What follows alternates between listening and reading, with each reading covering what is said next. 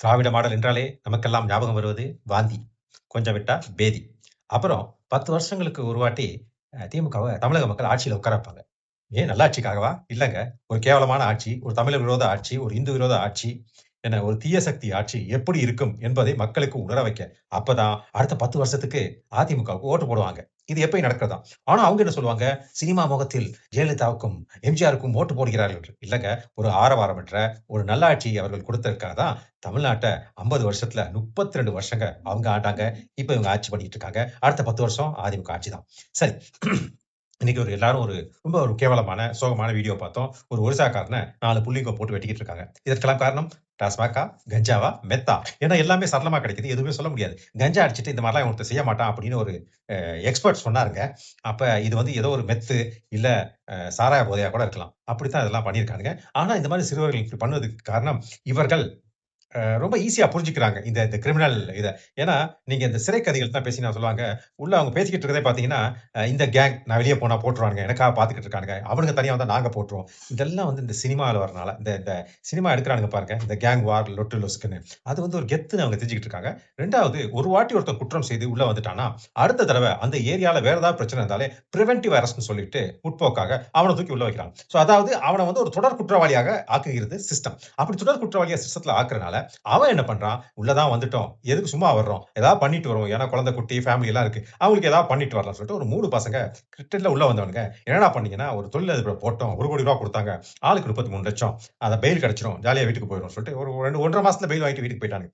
இதுதான் நிலைமை. இதுதான். இதெல்லாம் யார் பார்க்கணும்? இந்த மாரி மெத்து, கித்து, போதைப் பொருள்லாம் நடக்குதுன்னு சொல்லிட்டு யார் கவலைப்படணும்னா, அரசு தான். ஆனா அரசு அரசு காவல்துறையை ஏவல் துறையாக தங்கள் கைக்கூலிகளாக பாவிப்பதில் மும்முரமாக இருக்கிறதே தவிர, சட்ட ஒழுங்கு நடவடிக்கையில சுத்தமா இவங்க எதுவுமே பண்றதில்ல. அதனால தான் தமிழ்நாடு நாளுக்கு நாள் கேவலமா போயிட்டு இருக்கு.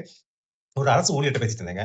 அதாவது முதல்வருடன் நீங்கள் அப்படின்னு சொல்லிட்டு ஏதோ ஒரு இதான். அவர ஒவ்வொரு ஊருக்கா அனுப்புறாங்க. அவரு கடுப்பாய் போயிட்டு நான் அந்த வேலைய விட்டுட்டு, நான் ரயில்வே எக்ஸாம் எழுதிட்டு இருக்கேன். அது கிடைச்சா நான் நிம்மதியா அங்க போயிருவேன். இனிமே தமிழ்நாட்டு அரசுல நான் வேலையே செய்ய மாட்டேன் அப்படிங்கிறாரு. அது மட்டுமா, திமுக அதிகாரிகள், அதாவது கவுன்சிலர் மாரி, அப்புறம் அவங்க கூட்டணிய சேர்ந்த காங்கிரஸ் மற்றவல்லாம் ஆடுற ஆட்டம் இருக்கே, ஒவ்வொருவரும் மக்கள ரோதனை பண்றத பார்த்தையில நமக்கே கொஞ்சம் கஷ்டமா தான் இருக்கு.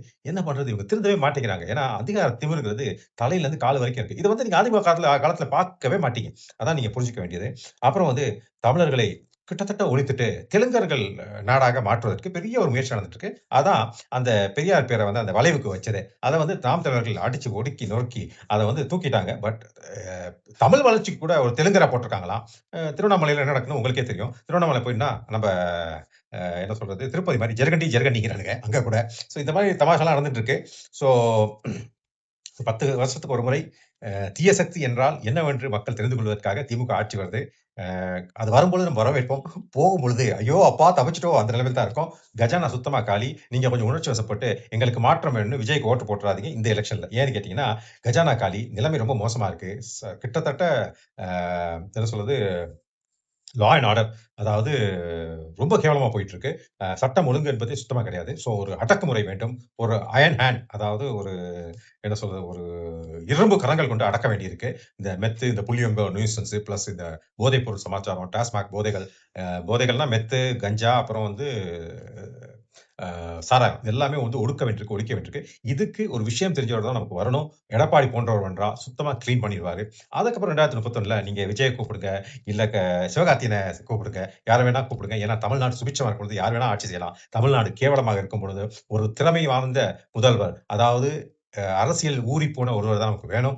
எடப்பாடிய மனசுல வச்சுக்கொண்டு முன்னாடி செல்வோம். இந்த தீய சக்தி திமுகவை நாம் ஒழிக்கும் வரை தூங்கக்கூடாது என்று சபதம் ஏற்போம். நன்றி, வணக்கம்.